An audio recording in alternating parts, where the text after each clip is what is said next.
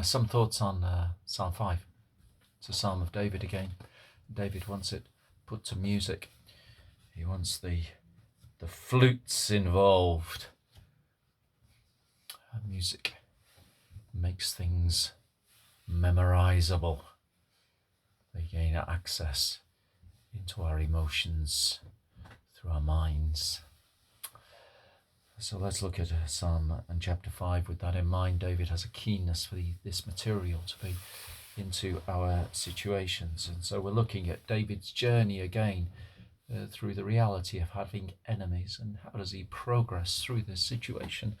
He progresses, first of all, by getting himself before the Lord. And he wants the Lord to hear his groaning. The issues of life, first place to go is always go to the Lord and to the throne of his grace. He wants the Lord to hear. He wants the Lord to give attention. He knows this God is his God, my King and my God, the personality of these things. He prays to this God who is his God. In the morning he's there.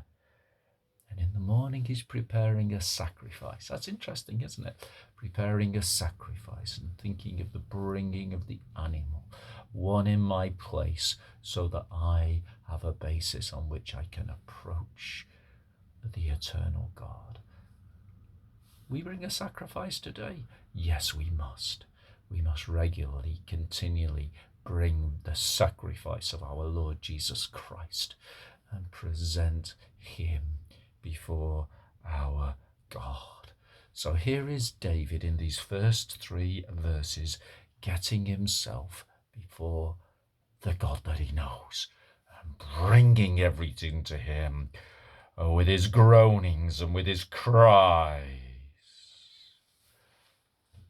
But who is this God? Who is this God? Let's look at verses 4 to 6.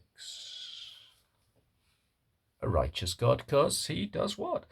He doesn't delight in wickedness, and evil does not dwell with him. The boastful do not stand before him, and he hates all evildoers.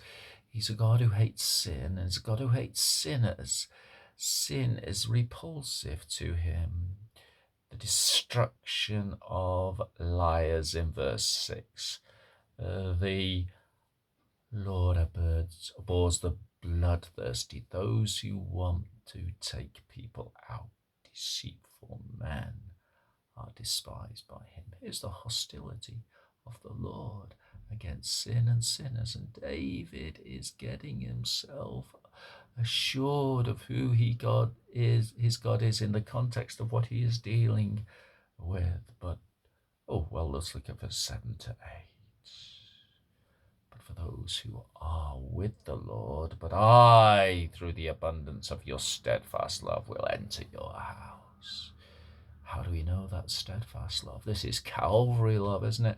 That committed love, that love that brings the best to his people. Here is David and the basis of the sacrifice, we might say, from verse 3, going into the presence of the Lord, knowing his righteousness. He wants to lay hold of the reality of the God who is his God.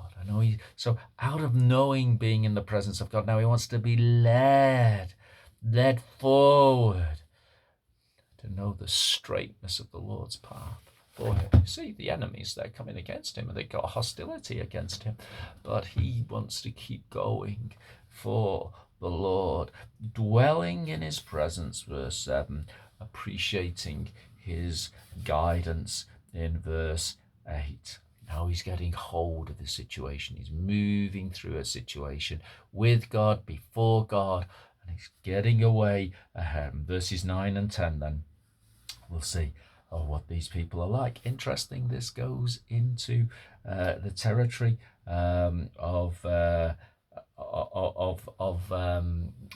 Romans chapter 3 as regards to the unfolding of the sinfulness of these people. So in verses 9 and 10, we see their character unfolded to us. and what they are like, their throat an open grave, flatter with their tongue. And David is seeing how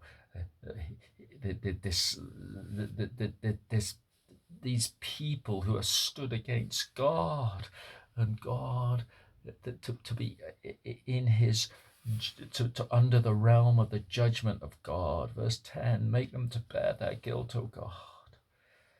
Their transgressions are abundant, for they have rebelled against you. Here is David upholding the justice of his God. Here is David longing for the outworking of the justice of God, the declaration that these people are wrong, and then the sentence, which is the sentence of punishment. These are the two aspects of judgment, and David is working this out. We are a people of justice, aren't we? We long for justice. We're made in the image of God. We want things that are wrong to be declared to be wrong and to the punishment to follow. David is working this out here, the reality of dealing with difficult people who hate the Lord his God. Verse 11 then, here is drawing near to God. But let all who take refuge in you rejoice. Let them sing for joy. Spread your protection over them. Those who love your name may exult in you. Here he is, going into verse 12. For you bless the righteous, O Lord. You cover him with favor as with a shield. Here is provision. Here is protection. The blessing of the Lord provided. The protection of the Lord in these difficult circumstances. And this is found for all who are those who rejoice in the Lord, to sing for joy, taking refuge in him. That's where we need to be. That's the key, isn't it, here? Taking refuge in him, so that we are a protected people, knowing our God. So that's some thoughts on Psalm 5.